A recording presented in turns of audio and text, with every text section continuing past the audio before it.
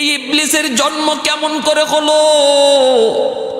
এই ইবলিস কেমন করে মরবে? কতদিন হায়াত পাবে? তার ইতিহাসটা কি? ভাইরা বন্ধুরা, বিভিন্ন কিতাবের মধ্যে উল্লেখ করেছেন জিন জাতির ইতিহাস নিয়ে। যখন আল্লামা কারি তয়েব সাহেব রাহিমাহুল্লাহ তিনি তার কিতাবের মধ্যে উল্লেখ করেছেন, ইবলিস নামটা কোরআনের 9টা সূরার মধ্যে 11 বার এসেছে। শয়তান শব্দটা কোরআনের 35টি সূরাতে 85 বার এসেছে। শয়তান, মাঝে মাঝে শয়তানের বহু বচনও কোরআনে এসেছে, শায়াতিন। তখন শয়তানের শিষ্য, শয়তানের চেলা চামুন্ডকেও তখন এর ভিতরে শামিল করা হয়েছে। ভাইরা বন্ধুরা, মনে রাখবেন, ইবলিসের বাপের নাম ছিল খবিস। ইবলিসের বাবার নাম ছিল খবিস। সে আকৃতিতে ছিল সিংহের ন্যায়, আকার আকৃতি ছিল খবিসের সিংহের ন্যায়। ব্যবহার, আচার আচরণটাও ছিল হিংস্র জানোয়ারের মতো। কিন্তু খারাপ জিনদের সে মাথার মুকুট ছিল। খারাপ জিন্নাতের বাদশা ছিল, খারাপ জিন্নাতের বাদশা ছিল ইবলিসের বাপ খবিস। মায়ের নাম ছিল নীলবিস। এই মায়ের আকৃতি ছিল অনেকটা নেকড়ে বাঘের মতো, স্বভাবও নেকড়ে বাঘের মতোই ছিল। ভাইরা বন্ধুরা, এইভাবে ইবলিসের বাপ খবিস জিন্নাতের যখন বাদশার মতো, খবিস যখন খারাপ জিন্নাতগুলির বাদশা, খারাপ জিন্নাতগুলির মাথার মুকুট, তার সামনে কেউ সাহস করে কথা বলতে পারে না। খবিসের সামনে কেউ সাহস করে কথা বলতে পারে না। অনেক প্রভাব, অনেক দলবল নিয়ে এসে চলে, তার সামনে ক্ষমতা নেই কারো কোনো কথা বলার। ওই অবস্থায় খবিসের এক বন্ধু ছিল যার নাম ছিল শারবুক। ওই শারবুক ছিল অনেক পণ্ডিত, জ্ঞানী, শিক্ষক মানুষ, অনেককে অনেক বিদ্যা শিখাইতো, বিভিন্ন বিদ্যায় পারদর্শী ছিল শারবুক। ইবলিসের বাপ খবিসের এক বন্ধু ছিল যার নাম ছিল শারবুক। ওই শারবুক ছিল পণ্ডিত, বহু শাস্ত্রে পারদর্শী, বিভিন্ন বিদ্যা মানুষকে শিখাইতো। এজন্য তারে উস্তাদ বলা হতো, উস্তাদ। ইবলিসের বাপ খবিস তার বন্ধু শারবুকের কাছে ইবলিসকে দিয়া দিল লেখাপড়া করানোর জন্য, শিক্ষা দীক্ষা দেওয়ার জন্য, বিভিন্ন শাস্ত্র নিয়ে তারে জ্ঞান দেওয়ার জন্য। বন্ধুর কাছে ছেলেকে দিয়া দিল আর বলল, বন্ধু দোস্ত, তুই আমার ছেলেকে একটু লেখাপড়া করাইবি, আমার ছেলেকে একটু শিক্ষা দীক্ষা দিবি। এই বইলা যখন দিয়ে দিল, সে পড়তে লাগলো। ইবলিস ছিল বড় ধারালো ব্রেইনের অধিকারী। ইবলিসের জ্ঞান গরিমা ছিল অনেক বেশি, স্মৃতিশক্তি তার এমন, একবার যেই কথা জীবনে শুনছে কোনোদিন সে ভুলে নাই। এত স্মৃতিশক্তি ছিল ইবলিসের। এজন্য শারবুক তারে লেখাপড়া করাইতেছে, কিন্তু ভালোই লাগতেছে। এক পর্যায়ে শারবুক তার দোস্ত ইবলিসের বাপ খবিসকে বলে, দোস্ত, তোর ছেলে ইবলিস তো মহাজ্ঞানী হবে, একদিন জিন্নাতদের বাদশা হবে, জিন্নাতদের অনেক উঁচু মাকাম মর্যাদা লাভ করবে, কারণ তার জ্ঞান গরিমা অনেক বেশি, স্মৃতিশক্তি অনেক বেশি। এজন্য তার ভবিষ্যৎ বড় ভালো। কিন্তু আমি তার মধ্যে একটা খারাপ গুণ পেয়েছি, যা তার জন্য খুবই খারাপ। কয় কি? কয় কারণ হলো, শোনো, বুদ্ধির দিক দিয়া, জ্ঞানের দিক দিয়া, গরিমার দিক দিয়া, স্মৃতিশক্তির দিক দিয়া, কোনো দিক দিয়ে তোমার ছেলের কোনো কমতি নাই। আমি 16,000 বৎসর যাবৎ শিক্ষকতা করি, এমন ছাত্র আমি জীবনে কোনোদিন পাই নাই রে দোস্ত। এমন ছাত্র তোমার পোলার মতো, এমন ছাত্র আমি 16,000 বছরে পাই নাই। কিন্তু তার একটা খারাপ গুণ, খারাপ অভ্যাস, সে বড় অত্যন্ত, সে চরম বেয়াদব। তোমার পোলা কিন্তু চরম বেয়াদব, চরম অহংকারী এবং একগুইয়া। যেটা বুঝে তো বুঝেই, প্রচন্ড ঝগড়াটে, বদমেজাজি। এই আলামতগুলি, এই অভ্যাসগুলি তার জীবনের জন্য কাল কাল চরম পর্যায়ের অহংকারী, চরম পর্যায়ের বেয়াদব। এই বদ অভ্যাসের কারণে তার ভবিষ্যৎ বড় অন্ধকার আমি দেখতেছি। কিন্তু তার যতই স্মৃতিশক্তি ভালো হোক, মেধা তার ভালো হোক, ভবিষ্যৎ তার ভালো নয় এই বদ অভ্যাসের কারণে। ভাইরা বন্ধুরা, প্রতিনিয়ত ইবলিস অন্যান্য জিন্নাতদের সাথে মারামারি করত, অন্যান্য জিন্নাতদের বাচ্চাগুলির সাথেও ঝগড়াঝাটি করত। সাহস করত না, কেউ সাহস করত না তার সাথে কথা বলার, ঝগড়া করার। কারণ তার বাবাকে সবাই ভয় পায়, বাবা রাজত্ব অনেক বেশি, খবিস জিন্নাত তার অধীনে। কেউ সাহস করত না, প্রতিনিয়ত সে ঝগড়াঝাটি করত। জিন্নাতগুলি তার জ্বালায় অতিষ্ঠ ছিল, অন্যান্য জিন্নাতদের বাচ্চাগুলি তার জালে অতিষ্ঠ ছিল, অতিষ্ঠ। ভাইরা বন্ধুরা, এই বালক ইবলিস আকাশের ফেরেশতারা যখন আল্লাহ কর্তৃক ঘোষিত হলেন জমিনের জিন্নাতদেরকে হত্যা করো, জিন্নাতদেরকে খতম করো, কারণ জমিন নষ্ট করে দিয়েছে জিন্নাতরা। প্রচন্ড মারামারি, ঝগড়াটি, রক্তপাতের দ্বারা জমিন ধ্বংস করে দিয়েছে, নাপাক বানায় দিয়েছে। অতএব যাও, জমিনকে পাক বানাও, এই জিন্নাতগুলির ধ্বংস করে দাও। ফেরেশতারা যখন জিন্নাতকে ধ্বংস করার জন্য জমিনে আসলেন, একে একে সবগুলি জিনকে ধ্বংস করতেছেন, তখন তারা বড় আদর করে ওই ইবলিসকে, ইবলিসের খবিসের বাচ্চা ইবলিস, এরে মায়া কইরা আদর কইরা তারা না মাইরা, হত্যা না কইরা আকাশে উঠায় নিছিলেন। আল্লাহর কাছে আবদার কইরা, মালিক, জিন্নাতের এই বালকটা আমাদের বড় পছন্দ হয়েছে, বড় মায়া লাগতেছে, চেহারা সুন্দর, আবার জ্ঞান গরিমা আছে, কথাবার্তা অনেক সুন্দর।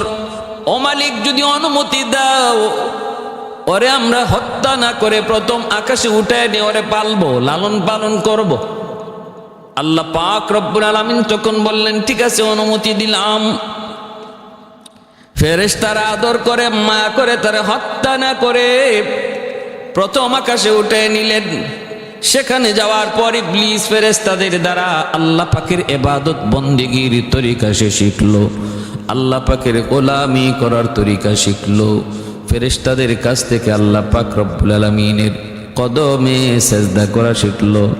এ ভাই, ফেরেশতারা একবার যা শিখাইতো আর জীবনে তারে বলাইতে হতো না, জীবনে বলে দেওয়া লাগতো না। যা একবার শুনতো আর জীবনে কোনো দিন সেটা বলতো না। ভাইয়েরা বন্ধুরা, ফেরেশতাদের কাছ থেকে আল্লাহ পাকের বন্দেগী, আল্লাহ পাকের গোলামি শিখলো। এমন ভাবে শিখতেছে, এমন ভাবে আল্লাহর গোলামি সে শিখতেছে, যার দ্বারা ভাইয়েরা বন্ধুরা অল্প দিনের ভিতরেই সে ফেরেশতাদের চেয়েও ইবাদতের লাইনে আগে গেল। প্রথম আকাশের ফেরেশতারা অবাক, আমরা যারা ইবাদত শিখাইলাম, আমরা যারা বন্দেগী শিখাইলাম, সে তো দেখা যায় বন্দেগীর লাইনে আমাদেরকেও পিছনে ফেলায় দিছে। হায় হায়, এত সুন্দর তার ইবাদতের তরিকা, এত সুন্দর তার সেজদা, এত সুন্দর তার রুকু, এত সুন্দর তার তাসবিহ পাঠ। ফেরেশতারা পর্যন্ত বলা বলি করতে লাগলো, একজন আরেকজনকে বলে, আরে আমরা তো আল্লাহ পাকের পক্ষ থেকে আদিষ্ট শুধু ইবাদতের জন্য, ইবাদত ছাড়া ভিন্ন কিছু করার ক্ষমতা আমাদের নাই। আল্লাহ পাক রব্বুল আলামিন যা আদেশ করেন তাই শুধু আমাদের মানতে আমরা বাধ্য, অমান্য করার কোনো সুরতি নাই, অমান্য করার কোনো আগ্রহী অন্তরে নাই। মানুষ আল্লাহ এইভাবে বানায় নাই, মানুষের অন্তরের মধ্যে আল্লাহ পাক দোনোটা প্রভাব দিয়ে দিছেন। যেমন ভাবে আল্লাহর হুকুম মানবে, না মানার ইচ্ছাও আছে, মানার ইচ্ছাও আছে, না মানার ইচ্ছাও আছে, বন্দেগী করার ইচ্ছাও আছে, গুনাহ করার ইচ্ছাও আছে। এই দুটা আকৃতি, দুটা স্বভাব আল্লাহ মানুষের ভিতরে দিয়ে দিছেন, জিন্নাতের ভিতরে দিয়ে দিছেন। কিন্তু ফেরেশতাদের ভিতরে আল্লাহ এমন ভাবে দেয় নাই। ফেরেশতাদেরকে আল্লাহ পাক শুধু অন্তরের মধ্যেই আল্লাহর গোলামি করার ইচ্ছা আর আকাঙ্ক্ষাই শুধু দিয়ে দিছেন। আল্লাহ পাকের অবাধ্য হওয়ার কোনো সুযোগ তাদের জীবনে নাই। ফেরেশতা ফাআলহামাহা ফুজুরাহা ওয়া তাকওয়াহা, আল্লাহ পাক রব্বুল আলামিন বলেন ফাআলহামাহা ফুজুরাহা ওয়া তাকওয়াহা, মানুষ জাতির অন্তরের মধ্যে গুনাহ করার ইচ্ছাও আমি আল্লাহ জন্ম দিয়েছি, জিনের ভিতরে গুনাহ করার ইচ্ছাও দিছি, আবার নেক কাজ করার ইচ্ছাও দিছি। এর ভিতরে হলো তার পরীক্ষা, মনের কোন ইচ্ছাটাকে সে প্রাধান্য দেয় আর কোন ইচ্ছাটাকে মন থেকে ঝেড়ে ফেলায় দেয়। এটা হলো মানুষ জিনের জন্য আল্লাহর কাছ থেকে পরীক্ষা। ফেরেশতাদের উপরে আল্লাহর পক্ষ থেকে কোনো পরীক্ষা নাই, কারণ তাদের গুনাহ করার ইচ্ছা অন্তরে জন্মই নেয় না। আল্লাহ ফেরেশতা বানাইছেন এইভাবে, গুনাহ করার ইচ্ছা তাদের অন্তরে জাগেই না। এজন্য ফেরেশতারা কয়, প্রথম আকাশের ফেরেশতারা একজন আরেকজনকে বলে, দেখ না এই বালকটা ইবাদত করতে করতে বড় হইতেছে, আল্লাহর বন্দেগী করতে করতে সামনের দিকে আগাইতেছে, কেমন করে সম্ভব? তার ভিতরে তো গুনাহ করার ইচ্ছা আছে, আল্লাহর অবাধ্য হওয়ার গুণটা, অবাধ্য হওয়ার আখলাকটাও তার ভিতরে আছে, তারপরও সে বিন্দু পরিমাণ আল্লাহর অবাধ্য হয় না। পুরা সময়টা আল্লাহ পাকের গোলামি, আল্লাহ পাকের বন্দেগী ইখলাসের ভিতরে সে কাটায় দিতেছে। হায়, সে তো আমাদের চেয়ে অনেক বড়, সে তো আমাদের চেয়ে অনেক আগায় গেল, অনেক আগায় গেল। ফেরেশতারা তখন বলা বলি করে করে তার প্রশংসায় পঞ্চমুখ, চতুর্দিকে তার প্রশংসা আর প্রশংসা। এক পর্যায়ে ফেরেশতারা তখন তার নাম দিয়া দিল, উপাধি দিয়া দিল খাস। খাস মানে আলাদা, একজন আলাদা কিছু। প্রথম আকাশে ফেরেশতারা 1000 বছর ইবলিসের ইবাদতের ফলে 1000 বছর প্রথম আকাশে নিরবিচ্ছিন্ন আল্লাহ পাকের বন্দেগী করলো, একনিষ্ঠতার সাথে আল্লাহ পাকের বন্দেগী করলো। ফেরেশতাদের কাছ থেকে উপাধি পেয়ে গেল খাস। দ্বিতীয় আকাশের ফেরেশতারা মায়া করে তারা উঠায় নিয়ে গেলেন, সেখানেও ইবাদতের মাত্রা আরো বাড়ায়া দিল ইবলিস। প্রথম আকাশে যা করেছে এর চেয়ে ইবাদতের মাত্রা আরো বাড়ায়া দিছে। প্রথম আকাশের চেয়ে দ্বিতীয় আকাশে ইবাদতের মাত্রা বাড়ানো।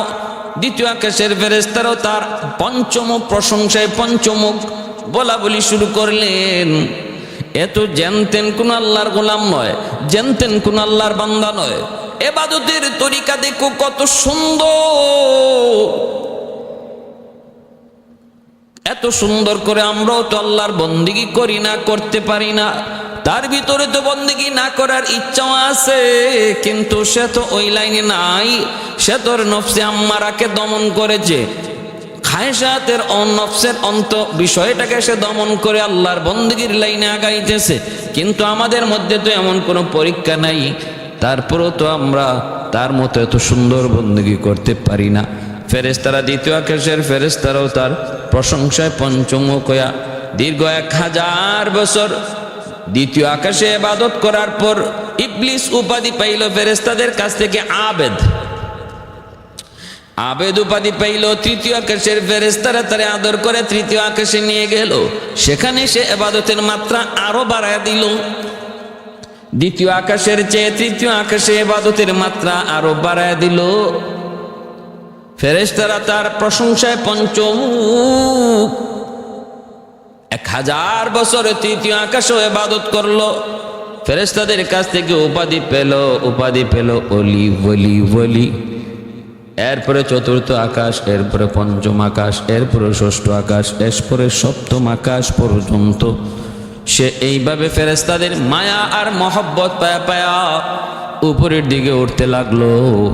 সপ্ত আকাশে যায়ও সে ইবাদতের মাত্রা বাড়ায় দিল। এত ইবাদতের পরিধি, ইবাদতের মাত্রা আর ইখলাস তার অন্তরের ভিতরে ছিল। ফেরেশতারা তার ইবাদত বন্দেগী আর জ্ঞান গরিমার সুন্দর কথাবার্তা শুই না, তার দিকে তারা মুগ্ধ হয়ে গেল। ফেরেশতারা আল্লাহর কাছে আবদার করে বসলো, মালিক তোমার এই গোলাম, তোমার এই বান্দা তোমার এত সুন্দর বন্দেগী করে, তোমার পরিচয় আমাদের সামনে যখন তুলে ধরে তার জবানে এত মিষ্টি, এত ভালো, তোমার পরিচয় এত সুন্দর সে দিতে পারে, ও মালিক তুমি তারে তোমার আরশের কাছে নিয়ে যাও, আর আমাদেরকে তার শিষ্য বানায় দাও, আমরা তার কাছ থেকে তোমার পরিচয় শুনবো, আমরা মাঝে মাঝে তার কাছ থেকে বয়ান শুনবো, ও মালিক দ্বীনের কথাবার্তা শুনবো। আল্লাহ এমন একটা ব্যবস্থা করে দাও, আমাদের মন বলে তার কাছ থেকে আমাদের অনেক কিছু শিক্ষা করার আছে। আল্লাহ পাক রব্বুল আলামিন তাই করলেন, ঠিক আছে তোমরা তার কাছ থেকে যা শিখবা তোমরা শিখে নিতে পারো, তার মধ্যে অনেক কিছুই নেওয়ার আছে, শিক্ষা করার আছে। এইভাবেই ফেরেশতাদের শিক্ষক হয়ে গেল, ওস্তাদ হয়ে গেল ইবলিস, যার নাম ছিল মুআল্লিমুল মালাইকা, উপাধি পড়ে গেল ইবলিসের উপাধি পড়ে গেল মুআল্লিমুল মালাইকা, ফেরেশতাদের শিক্ষক, ফেরেশতাদের উস্তাদ। এইবার সে ভাইরা বন্ধুরা ৬,০০০ কোটি বছর কেটে গেল আল্লাহর গোলামিতে, ফেরেশতাদেরকে নিয়ে সে এইভাবে আল্লাহর বন্দেগী করে, ফেরেশতাদের মাঝে মজলিস বসায় এবং সে নিজে বয়ান করে। তার জন্য আল্লাহ পাকের পক্ষ থেকে নির্ধারিত সিংহাসন দেওয়া হয়েছে। ফেরেশতারা নির্দিষ্ট সময়ে নির্দিষ্ট তারিখে তার বয়ান শুনেন। এইভাবেই চলতেছে দীর্ঘদিন। এর ভিতরে আল্লাহ পাক রব্বুল আলামিন ফেরেশতাদেরকে বললেন, আল্লাহ পাক রব্বুল আলামিন ইবলিসকে বললেন, ইবলিস শোনো, এ বান্দা শুন, জমিনের ভিতরে যে ফেরেশতারা জিন্নাতদেরকে খতম করেছিল, কিছু জিন্নাত পাহাড়ে জঙ্গলে, কিছু জিন্নাত এরকম ভাবে পাহাড়ে পর্বতে বনে জঙ্গলে তারা রয়ে গিয়েছিল আত্মগোপন করে। ওদের কাছ থেকে আবার পৃথিবী তাদের বংশধরের দ্বারা জিন্নাতের দ্বারা পরিপূর্ণ হয়ে গেছে, কিন্তু ওরা আল্লাহকে চিনে না, আমি আল্লাহকে চিনে না, আমার পরিচয় জানে না। ওদের হেদায়েতের জন্য কোনো নবীও আমি আল্লাহ পাঠাই নাই।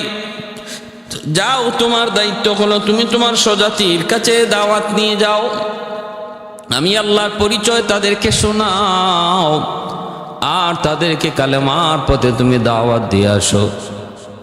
ইবলিস তখন কয়, মালিক আমি তোমার কথা 100 মেনে নিব, কিন্তু আমার একটা প্রস্তাব, আমি যেন সকালবেলা জমিনে থাকি, বিকালবেলা যেন আকাশে থাকতে পারি, সেই শক্তি ক্ষমতা তুমি আমাকে দান করো। সকালবেলা আমি জমিনে জিন্নাতদের মাঝে দাওয়াতের কাজ করব, আর বিকালবেলা আমি আকাশে উঠে ফেরেশতাদের তালিম দেব। আল্লাহ পাক এই প্রস্তাবটা মেনে নিলেন। জমিনের মধ্যে আসলো ইবলিস, স্বজাতি ইবলিসদেরকে, স্বজাতীয় জিনদেরকে সে এইভাবে দাওয়াত দিতে লাগলো, কিন্তু কোনো জিন্নাত তার দাওয়াত মেনে নিল না। অল্প কজন জিন ছাড়া বাকি সবাই তার অবাধ্য হয়ে গেল। এমনকি তারে মারার জন্য, হত্যা করার জন্য তারা চেষ্টা করলো। ইবলিস আল্লাহর কাছে আবদার করে, মালিক ওরা তো আমাকে চিনে না, আমাকে বুঝে না, তোমাকেও চিনতে রাজি নয়। আল্লাহ ওদের কপালে হেদায়েত নাই, তুমি ওদেরকে ধ্বংস করে দাও, এদেরকে ধ্বংস করে দাও। রব্বুল আলামিন একদল ফেরেশতা পাঠাইলেন ওই জিন্নাতগুলিরে খতম করার জন্য, পাপিষ্ঠদেরকে খতম করার জন্য। ফেরেশতারা জমিনে নামলেন আর ওই পাপিষ্ঠ জিন্নাতগুলিরে খতম করে দিলেন। কিছু জিন্নাত ইমান এনেছিল, কিছু জিন্নাত ইমান এনেছিল, আর যারা ইমান আনে নাই পাপিষ্ঠ ওদেরকে হত্যা করা হলো, ইমানদাররা বেঁচে রইল। ভাইরা বন্ধুরা, এইবার দেখা যায় ইমানদারদের দ্বারা বংশ বিস্তার হইতে লাগলো। জমিনে এখন যে জিন্নাতগুলি আছে এরা আল্লাহকে মানে, আল্লাহকে বিশ্বাস করে। ওই ইবলিসকে তারা খুব মাইনা চলে, কারণ ইবলিস জমিনে তাদের প্রতিনিধি হয়ে গেল, জমিনে তাদের একচ্ছত্র একজন তাদের অধিপতি হয়ে গেল ইবলিস। ওই ইবলিসকে জমিনের জিন্নাতগুলি তারা আল্লাহর খাস একজন বান্দা, আল্লাহর পক্ষ থেকে খলিফা এমনটা মনে করে তারে চলতে লাগলো। জমিনের ভিতরে এমন কোন জায়গা তখন ইবলিস বাকি রাখলো না যেখানে আল্লাহর গোলামি সে করে নাই। যে জায়গাটাতে আল্লাহ পাকের কদমে সেজদা দেয় নাই এমন কোন জায়গা জমিনে বাকি রইল না। আবার আকাশের মধ্যেও প্রথম আকাশ, দ্বিতীয় আকাশ, তৃতীয় আকাশ, চতুর্থ, পঞ্চম, ষষ্ঠ, সপ্তম, এমন কোন আকাশ ও জমিনের মধ্যে, আকাশের মধ্যে এমন কোন জায়গা বাকি রইল না যেই জায়গাটাতে ইবলিস আল্লাহর কদমে সেজদা দেয় নাই। এইভাবেই চলছে রে ভাই। বেশ কিছুদিন পর আল্লাহ পাক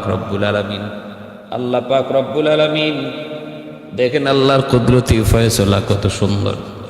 আমি আপনি যাই করি, আমি আপনি যাই বলি, যাই করি, চূড়ান্ত ফয়সালা কার হাতে? আল্লাহর হাতে। চূড়ান্ত ফয়সালা আল্লাহর হাতে। এজন্য ইবাদতের বাহাদুরি করে কোনো লাভ নাই, বাহাদুরি করে কোনো লাভ নাই, মাপ পাওয়ার কোনো সুযোগও নাই যদি আল্লাহর দয়া আর মায়া না থাকে। সুবহানাল্লাহ। ইন্নান নাফসা লাআম্মারাতুম বিসসু ইল্লা মা রাহিমা রাব্বি। ইসা আলাইহিস সালাম বলেছিলেন, আমার রবের রহম ছাড়া আমি নবীও আমার নফসের উপরে বিশ্বাস করি না। আমার আল্লাহর রহম আর দয়া ছাড়া আমরা কেউ আমার নিজের উপরে কোনো বিশ্বাস রাখতে পারি না। একান্তই আল্লাহর দয়া। দেখেন ইবাদতের লাইনে কত দূর আগায় গেল ইবলিস। প্রতিটা আকাশের মধ্যে এমন কোন জায়গা ছিল না যেখানে আল্লাহকে সেজদা করে নাই, যার উপাধি হয়ে গিয়েছিল সাজ্জাদ, অতিরিক্ত সেজদাকারী। ফেরেশতারা পর্যন্ত তার শিষ্য হতে আগ্রহ প্রকাশ করে। আর সে মুআল্লিমুল মালাইকা হয়, একটা জিন জাতি হইয়া নূরের তৈরি ফেরেশতার শিক্ষক হয়ে যাওয়া, মুআল্লিম হয়ে যাওয়া। নতিজা আর ফলাফল তো আমার আল্লাহর হাতে। নতিজা ফলাফল কার হাতে? আল্লাহর হাতে। এজন্য আমার ভাইরা বন্ধুরা, এজন্য শোনো, মনোযোগ দিয়ে শোনো রে আল্লাহর গোলাম। আল্লাহ পাক রব্বুল আলামিনের কাছে একদিন ইবলিস বলতেছে, আল্লাহ ও মালিক, আমাকে তুমি একটু লৌহে মাহফুজ তুমি দেখাইবা নি, লৌহে মাহফুজ। আল্লাহ পাক রব্বুল আলামিন বললেন, ঠিক আছে, লৌহে মাহফুজ তুমি দেখতে চাও? বলে হ্যাঁ। আমার ভাইয়েরা বন্ধুরা, লৌহে মাহফুজ হলো আল্লাহর পক্ষ থেকে ওই নোটিশ বোর্ড যেখানের মধ্যে আল্লাহর পক্ষ থেকে বিভিন্ন সময় নোটিশ জারি করা হয়। ইবলিস লৌহে মাহফুজ দেখতে চাইল। মিকাইল আলাইহিস সালাম ফেরেশতাকে আল্লাহ পাক রব্বুল আলামিন বললেন, যাও মিকাইল, তুমি যা আরে তুমি ওই লৌহে মাহফুজটা দেখাই নিয়ে আসো।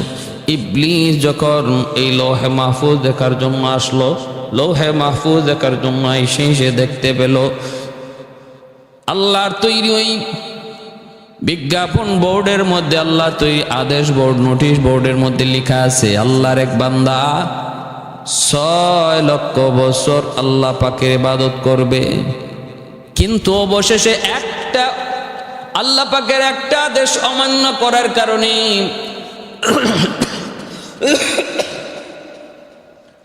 কিন্তু আল্লাহ পাকের একটা আদেশ অমান্য করার কারণে সে আল্লাহর অবাধ্য হইয়া লানতের তখ্ত গলায় ঝুলায় আসে বিতাড়িত হবে, জান্নাত থেকে নেমে পড়বে। 6 লক্ষ বছর ইবাদত করার পরে সে আল্লাহর একটা হুকুম অমান্য করবে, তখনই সে অভিশপ্ত হইয়া নিচে নামবে, অভিশপ্ত হইয়া বিতাড়িত হবে। এই আদেশটা দেখা মাত্র ইবলিস কান্না করতে শুরু করলো এবং সে চিন্তায় পড়ে গেল, সাজদায় পড়ে আল্লাহর কাছে কাঁদলো। ভাইরা বন্ধুরা, সে জানতে চাইল মালিক কে সে। আল্লাহ বলেন, অচিরেই তুমি জানতে পারবা। ভাইরা বন্ধুরা, এরপর আল্লাহ পাক রব্বুল আলামিন বলে, ইবলিস একটু বল তো দেখি, আমার কোন বান্দা আমার নিয়ামত, আমার অনুগ্রহ পাওয়ার পর সে যখন আমার হুকুম অবাধ্য করে, বিচার কেমন হওয়া উচিত? যার উপরে আমি আল্লাহর এত অসংখ্য অগণিত নিয়ামত, অসংখ্য অগণিত অনুগ্রহ, সে যখন আমার কোনো হুকুম অমান্য করবে তখন তার কি শাস্তি হওয়া উচিত? ইবলিস কয়, কঠিন শাস্তি হওয়া উচিত। কয়, আর কি? কয়, আল্লাহ তার উপর তোমার লানত, তোমার অভিশাপ হওয়া উচিত। আল্লাহ বলেন তাহলে কাগজের মধ্যে কথাটা লিখে তোমার কাছে রেখে দাও, এক সময় তোমার কাজে লাগবে।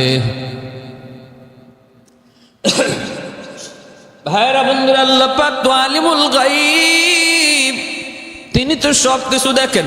আমি আপনি বর্তমান দেখি, ভবিষ্যৎ দেখি না, কিন্তু আল্লাহ পাক রব্বুল আলামিন তিনি বর্তমানও যেমন দেখেন, তিনি ভবিষ্যৎও তেমন দেখেন। আল্লাহর কাছে বর্তমান ভবিষ্যৎ অতীত বলতে কিছু নাই। এজন্য ভাইরা বন্ধুরা একটু খেয়াল করে শোনো।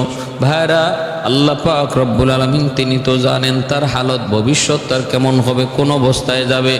এ ভাই, এজন্য বলতেছি একটু মনোযোগ দিয়ে শোনো। আল্লাহ পাক রব্বুল আলামিন তখন বলে ঠিক আছে, ঠিক আছে, কিছুদিন পরে তুমি জানতে পারবা সে কে। ফেরেশতারাও কিছুদিন পর তারা ওই বিলবোর্ডের মধ্যে, নোটিশ বোর্ডে লেখা দেখতে পেলেন, অচিরেই এমন এক অচিরেই তোমরা দেখতে পাবা, অচিরেই তোমরা দেখতে পাবা। একদিন কিছুদিনের পরে অন্তরে ভাইরা বন্ধুরা ফেরেশতারাও দেখতে পেলেন, অচিরে আমার একটা বান্দা সে আমার রোশানলে পড়বে, আমি আল্লাহর গজবের মধ্যে পড়বে। অথচ সে দীর্ঘদিন যাবৎ সে আমার বন্দেগী করতেছে, চূড়ান্ত পর্যায়ের বন্দেগী করে, কিন্তু অল্প দিনের ভিতরে সে আমি আল্লাহর গজবে নিপতিত হবে। ফেরেশতারা যখন এই কথাটা তারাও দেখলেন, ইবলিসের কাছে দৌড়ে আসলেন। আয়েশা তারা বলতেছেন, আমরা তো চিন্তায় পড়ে গেছি, এখন কি করব? কে সে? আল্লাহর বান্দা। আল্লাহ বলেছেন তার এক বান্দা, আমরা তো ফেরেশতারা তার গোলাম, তার বান্দা, তাহলে আমাদের উপরে আল্লাহর কোনো গজব এসে পড়ে কিনা আমাদের ভয় হয়। ইবলিস তখন মুচকি হেসে বলতেছে, আরে রাখো, এত টেনশন করো না, এত টেনশন করো না, তোমরা দেখছো আজকে, কিন্তু আমি তো এই লেখা দেখছি বহু আগে আমি এই লেখা দেখছি। আরে আমাদের ব্যাপারে কোনো টেনশন নাই, তোমাদের ব্যাপারে কোনো টেনশন নাই, এটা আমাদের ব্যাপারে নয়, এটা দুনিয়ার জিন্নাতদের ব্যাপারে, আমাদের ব্যাপারে নয়। এই কথা বলার পরে ফেরেশতারা শান্ত হতে পারেন না। ফেরেশতারা বলতেছে, না, আপনি আল্লাহর কাছে একটু দোয়া করেন, আল্লাহ যেন আমাদেরকে এই গজব থেকে রেহাই দেয়, মুক্তি দেয়, আল্লাহ যেন আমাদেরকে বাঁচায় রাখে। ইবলিস কয় তাহলে ঠিক আছে, হাত উঠাও। ইবলিসও হাত উঠাইলো, এইবার ফেরেশতারও হাত উঠাইলো। ইবলিস হাত উঠায় বলতেছে, মালিক তুমি তোমার এই গজব থেকে ফেরেশতাদেরকে রেহাই দিও। কিন্তু অবাক করার বিষয় হলো, নিজের কথা বলতে ইবলিস ভুলে গেল রে ভাই। আল্লাহর গজব থেকে বাঁচতে ফেরেশতাদের জন্য দোয়া করে, নিজের কথা বলতে ভুলে যায়। এটাই আসমানের ফয়সালা, এটাই আল্লাহ পাকের কুদরতি ফয়সালা। ভাইরা বন্ধুরা, আল্লাহ পাক রব্বুল আলামিনের নোটিশ বোর্ডে যখন লেখা হলো অচিরেই তোমরা এই বান্দার প্রকাশ পেয়ে যাবা, এর কিছুদিন পরে ইবলিসের অন্তরের ভিতরে আস্তে আস্তে অহংকার জন্ম নিতে লাগলো। সে মনে মনে ভাবতেছে, আমি তো আসমানে আল্লাহর খলিফা, জমিনও আল্লাহর খলিফা, সমস্ত ফেরেশতারা আমার কথা মানে, তারা আমার সব শিষ্য, আমি তাদের উস্তাদ, তারা তো সবাই আমার কথা মানে, আমাকে ভক্তি করে। জমিনে সেই জিন্নাত তারাও তো আমাকে একমাত্র আল্লাহর খলিফা হিসাবে মানে, আমার হুকুম মাইনা চলে। অতএব আমি আর কেন পরাধীন থাকবো? এখন থেকে আমি স্বাধীনতা ঘোষণা করব। আমিও তো আল্লাহর থেকে কোনো অংশে এখন কম না, কারণ আমার কথা শোনে না কে? ফেরেশতারাও শোনে, জিন্নাতেও শোনে। কোনো দিক দিয়ে তো এখন আমি কম না, সমানের সমান। কোনোদিন যদি আল্লাহ তার দায়িত্ব দিকে অবসর নেয়, তাহলে সেই দায়িত্ব পাওয়ার উপযুক্ত হলাম আমি ইবলিস, নাউজুবিল্লাহ। কি কয়?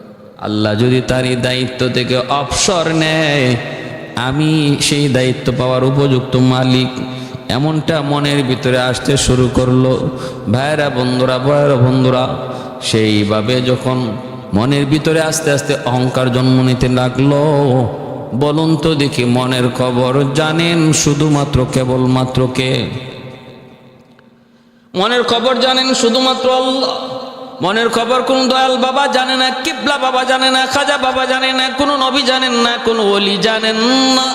মনের খবর ইবলিসও জানে না, মনের খবর ফেরেশতারাও জানে না। মনের খবর জানেন শুধুমাত্র কেবলমাত্র একমাত্র আল্লাহ। আল্লাহু আলিমুম বিযাতিস সুদূর।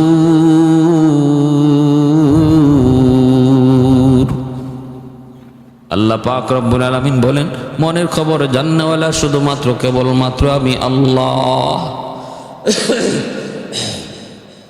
আল্লাহ ভাইরা বন্ধুরা জন্য একটু মনোযোগ।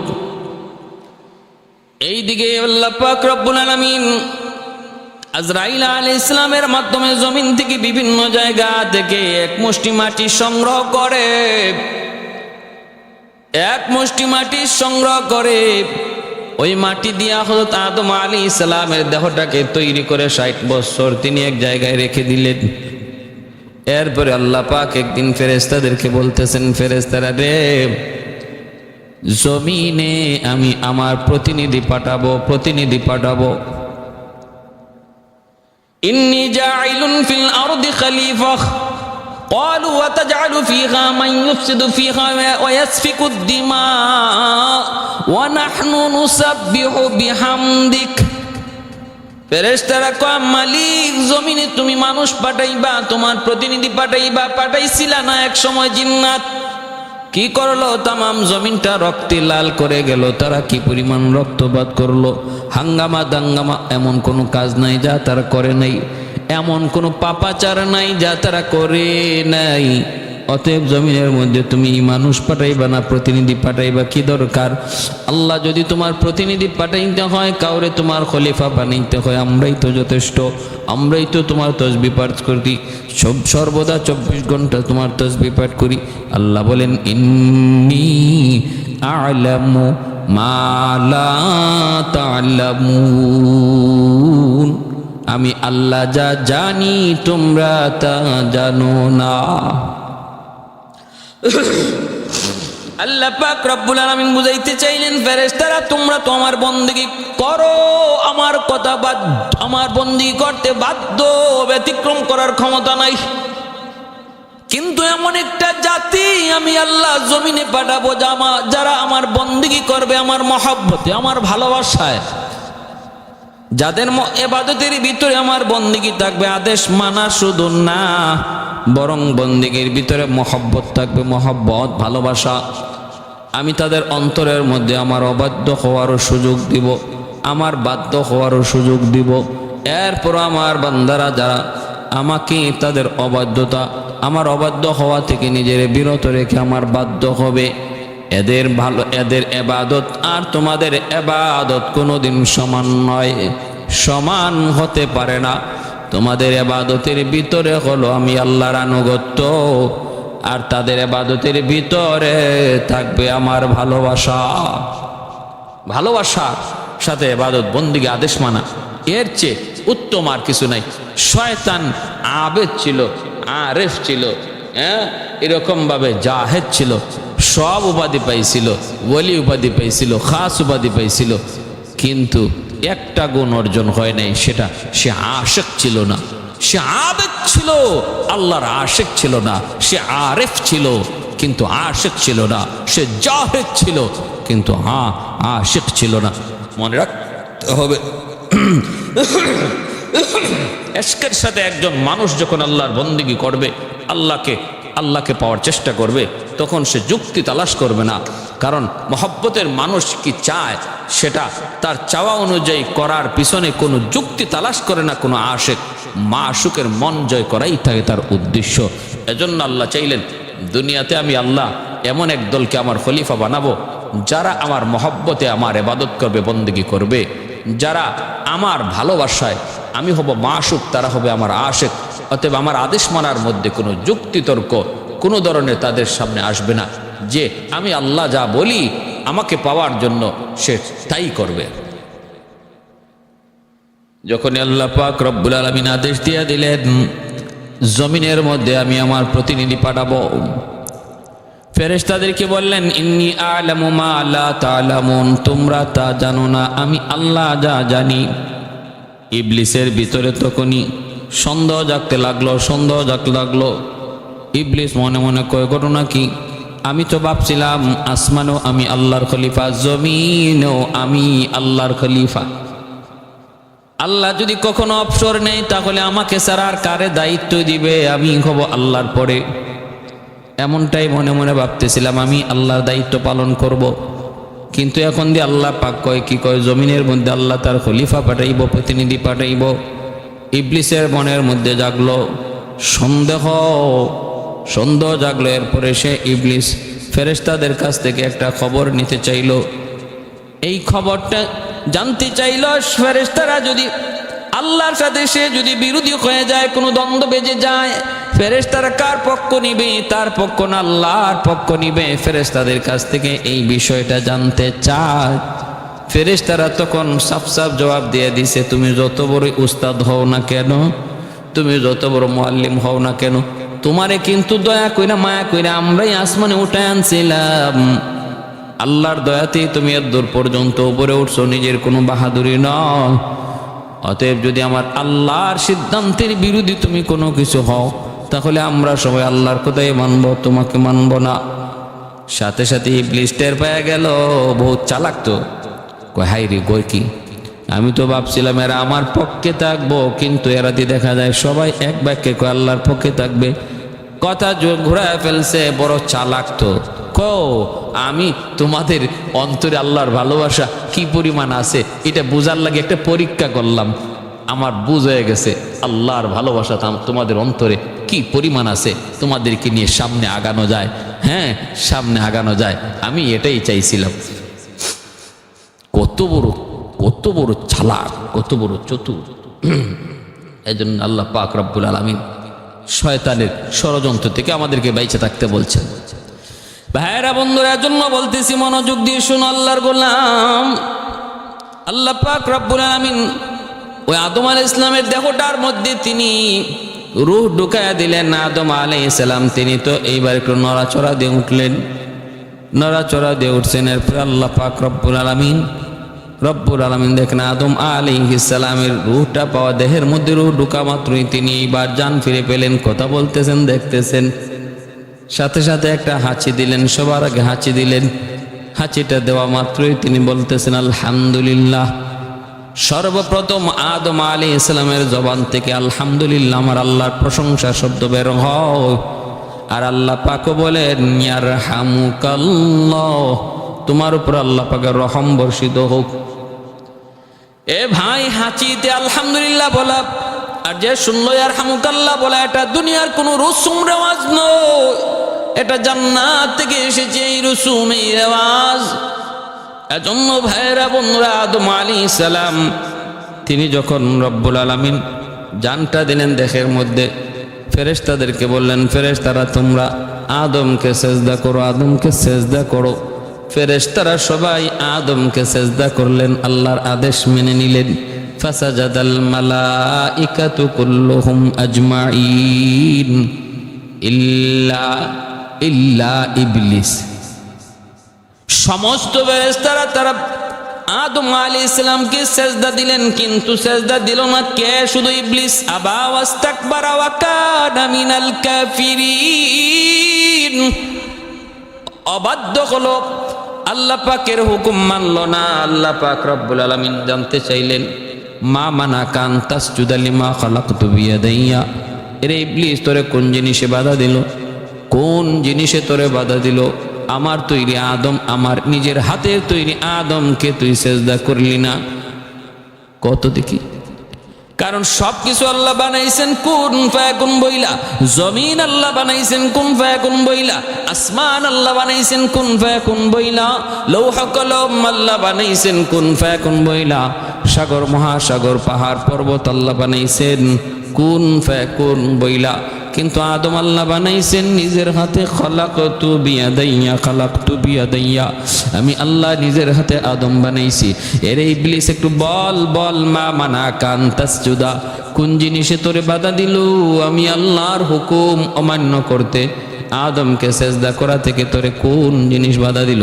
সে বলতেছে আমি হলাম আদমের চেয়ে শ্রেষ্ঠ, আনা খায়রুম মিনহু, আমি তার চেয়ে শ্রেষ্ঠ বলে কেমনে খালাকতানি মিন নারিন ওয়া খালাকতাহু মিন তিন, আমাকে তুমি বানাইছো মালিক আগুন দ্বারা, আর আদম রে বানাইছো তুমি মাটি দ্বারা। আগুনের স্বভাব হলো উপরে থাকা, মাটির স্বভাব হলো নিচে নামা। নিচের জিনিস উপরের জিনিসকে কেমন করে সেজদা দিবে, কেমন করে সেজদা দিবে, এইভাবে বলতেছে। আল্লাহ পাক রব্বুল আলামিন তখন বলেন, ইবলিস তুই আমার সামনে বলে যুক্তি দিলে, আরে তোর মধ্যে সব গুণ আইছে কিন্তু এশকের গুণ আসে নাই। আরেফ হইতে পেরেছো, আবেদ হইতে পেরেছো, জাহেদ হইতে পেরেছো, আশিক হইতে পারো নাই, আশিক হইতে পারো নাই। আশিক কোনোদিন মাশুকের মন জয় করার জন্য কোনো যুক্তি তালাশ করে না, যুক্তি তালাশ করে না, বুঝে না কেন আমার মাশুক আমাকে আদেশ দিল। মাশুককে পাওয়ার জন্য যদি নদীতে ঝাঁপ দিতে হয়, আশিক নদীতে ঝাঁপ দেয়। যদি বলে চাঁদ আনতে পারবা কিনা, পারুক না পারুক লাফ দেয়। এটা হলো এশকের দাবি, এশকের দাবি। আল্লাহ পাক রব্বুল আলামিন বলেন, ফাখরুজ তুই বের হয়ে যা, ইন্নাকা রাজিম, তুই মালাউন, মালাউন, তুই মালাউন। আজ থেকে তোর ঠিকানা তোর ঠিকানা জাহান্নাম, অভিশপ্ত তুই। আমি আল্লাহর কাছ থেকে তোর উপর অভিশাপ। শয়তানের উপরে আল্লাহ পাক যখন অভিশাপ দিয়ে তারায় দিবেন একটা আদেশ না মানার কারণে। কয়টা জোরে কোন বলে একটা, হাজারো আদেশ মানলো না, শুধু একটা। আল্লাহ পাক রব্বুল আলামিন এক আদেশ অমান্য করার কারণে আল্লাহ তারে বের করে দিলেন। তার অন্তরের ভিতরে অহংকার জন্ম নিয়েছিল। ইবলিসের পতন মুআল্লিমুল মালাইকাতে মালউন হয়ে গেল। মুআল্লিমুল মালাইকা থেকে মালউন হয়ে গেল। হিরো থেকে জিরো হয়ে গেল শুধু একটা অপরাধের কারণে, সেটা হলো তার অন্তরে অহংকার। অহংকার হলো পতনের মূল। আল কিবরিয়া উরিদাই, আল্লাহ বলে অহংকার শুধু আমি আল্লাহর মানায়, আর কারো মানায় না। তোমরা কেউ অহংকার করতে যেও না। আল্লাহ পাক রব্বুল আলামিনের কাছে ইবলিস তখন কয়, ঠিক আছে বুঝলাম, আমি আজকে থেকে তোমার অভিশপ্ত, তোমার কাছে আমি মালউন, তোমার কাছে আমি অভিশপ্ত, তোমার লানত আমার উপরে। কিন্তু যেই মানুষের কারণে তুমি আজ আমাকে জাহান্নামী সাব্যস্ত করেছো, ঘোষণা দিয়েছো, আমাকে হিরো থেকে জিরো বানায় দিয়েছো, যেই আদমের কারণে এই আদম সন্তান কেমন করে জান্নাতে যায় আমি ইবলিসও একটু দেখে ছাড়বো। আল্লাহ আমাকে তুমি দিয়ে দিতেছো বাইর করে জান্নাত থেকে। একটা সুযোগ, আমার একটা আবদার আছে তোমার কাছে, কয়েকটা দাবি আছে, আমার দাবি পূরণ করতে হবে। আল্লাহ পাক রব্বুল আলামিন বলে, কি দাবি তোর বল? কয় আগে পূরণ করবা কিনা তুমি বলো। আল্লাহ বললেন ঠিক আছে করব। দেখেন ইবলিস ওই মুহূর্তে আল্লাহ কতটা গোসা আল্লাহ পাকের, এতটা এটা জানার পরেও সে আবদার করে বসছে। কয় আল্লাহ আমার কিছু আবদার আছে, তোমার আবদার পূরণ করা লাগবে। কারণ আল্লাহরে সে কেমন চিনছে। আল্লাহর কাছে কেউ যদি চায়, সে যদি পাপিষ্ট হয়, তবু আল্লাহ চাইলে তারে ফিরাইয়া দেয় না। এটাই হলো শয়তানের একটা গুণ, যে আছে আরেফ, সে চিনার মতো চিনছে আল্লাহরে। আল্লাহ কত দয়ালু, এই জিনিসটা সে চিনার মতো চিনছে। এজন্য ওই কঠিন মুহূর্তেও সে আল্লাহর কাছে একটা আবদার করে বসছে। আর তার মনে প্রবল ইচ্ছা আকাঙ্ক্ষাও ছিল, ধারণাও ছিল যে আল্লাহ তার এই দাবি পূরণ করবে। ঠিক আছে বল দেখি কি দাবি? কয়েক নাম্বার হলো, দুনিয়ার হায়াত যতদিন আমার হায়াত হবে ততদিন, দুনিয়ার হায়াত যতদিন আমার হায়াত হবে ততদিন। আল্লাহ পাক তখন বললেন ঠিক আছে মানলাম। 2 নম্বর হলো, আল্লাহ আমাকে তুমি একটু শক্তি দিবা, আমি মানুষের রগ রেশায় ঢুইকা যেন মানুষকে ওয়াসওয়াসা দিতে পারি। এই শক্তি তুমি আমাকে দিয়ে দিবা, এই শক্তি আমারে দিবা, আমি যেন মানুষের রগ রেশায় ঢুইকা তারে ওয়াসওয়াসা দিতে পারি। আল্লাহ পাক রব্বুল আলামিন বলেন, যা আমি তোরে এই সুযোগটাও দিলাম, এই সুযোগটাও দিলাম, এই অবকাশটাও দিলাম। এই সুযোগগুলা পায়া ইবলিস কয়, ফাবিইজ্জাতিকা লাউগবিয়ান্নাহুম আজমাইন। তাহলে এইবার আমি তোমার ইজ্জতের কসম খায়া বলি, মানুষকে আমি জান্নাতে যাইতে দেব না, জাহান্নামী বানাবো। কুমন্ত্রণা তার অন্তরের ভিতরে, নফসের ভিতরে আমি ঢুকায় রগের মধ্যে ঢুকায় দিব। বাইরা বন্ধুরা, আর হায়াত লইয়া আইলো কি কয়, একদম মৌত পর্যন্ত দুনিয়ার হায়াত যতদিন, ইবলিসের হায়াত হবে ততদিন। ভাইরা বন্ধুরা, অতএব ইবলিস এত লম্বা হায়াত আল্লাহর কাছ থেকে চাইয়া লই লিল। এরপরে ইবলিস সেই মিশন লইয়া দুনিয়ায় নামলো, মিশন লইয়া দুনিয়ায় নামলো। সর্বপ্রথমই আমাদের আদিপিতা আদম আলাইহিস সালামকে দুকায় ফালায় দিল। এমন একটা কথা কইল, আমি তোমার শুভাকাঙ্ক্ষী আদম, আমি তোমার বড় শুভাকাঙ্ক্ষীর আদম। আল্লাহ পাক চিরস্থায়ীভাবে তোমার জান্নাতে রেখে দিবে যদি ওই গন্ধম ফলটা তুমি খাও। যদি ওই নিষিদ্ধ ফল খাও, তাহলে চিরকালের জন্য তুমি জান্নাতে থাকতে পারবা। ইনি বুঝতে পারেন নাই, ধোঁকায় পড়ে গেলেন। আদম আলাইহিস সালাম তিনি এই গন্ধম ফল খেয়ে ফেললেন। এরপরে তিনি নেমে আসলেন। আল্লাহ পাক রব্বুল আলামিন নারাজ হইয়া জমিনে পাঠায় দিলেন একজনকে শ্রীলঙ্কায়, আর একজনকে আমার বাইরা বন্ধুরা এরকম ভাবে জিদ্দায়, শ্রীলঙ্কার সরমদ্বীপ আদম আলাইহিস সালামের কবর এখানে আছে। আল্লাহ পাক রব্বুল আলামিন 60 হাত লম্বা, 60 হাত চওড়া আদম আলাইহিস সালামের বডিটা ছিল। আল্লাহ পাক রব্বুল আলামিন এত লম্বা এবং এত বড় দেহ নিজের হাতে তৈরি করেছেন। আর ইবলিস ওয়াদা করে নামছে মানুষকে জাহান্নামী বানানোর জন্য। কিন্তু আল্লাহ বলেছেন, মনে রাখিস সবাইকে তুই জাহান্নামী বানাইতে পারবে, কিন্তু আমার যারা প্রিয় বান্দা, ইল্লা ইবাদাকা মিনহুমুল মুখলাসিন। তুই ইবলিস নিজেও স্বীকার করে যে তোমার যারা মুখলেস, যারা তোমাকে সর্বদা ইয়াদ করে চলবে, তোমার কথা খেয়াল রাখে, সে ব্যবসা বাণিজ্য করবে, চাকুরি বাকুরি করতে গেলেও তোমার কথা ইয়াদ করে চলবে, সর্ব জায়গায় তুমি আল্লাহ দেখতেছো, এই খেয়াল যাদের অন্তরে থাকবে, হ্যাঁ আমি তাদের সাথে পারবো না। ইবলিস বলে, আমি তাদের সাথে পারবো না, আমি তাদের সাথে পারবো না। বলে, আমি ডানে বামে সামনে পিছনে সর্বদিক দিয়ে তার সামনে ষড়যন্ত্রে জাল বিছাবো। কিন্তু আল্লাহ পাক নিচের কথা ইবলিসকে বলতে ভুলাই দিয়েছেন। এজন্য আল্লাহ বলেছে, বান্দা তুমি যখন নিচের দিকে তাকাইয়া আমি আল্লাহকে পাওয়ার আশায় সামনের দিকে হাঁটবা, আমি রহমতের কোলে তোমার টান দিয়ে উঠাই নিব। ইবলিস সর্বদিকের কথা বলেছে, ডানে বামে সামনে পিছনে সর্বদিকে জাল বিছাবে। নিচের কথা আমি আল্লাহ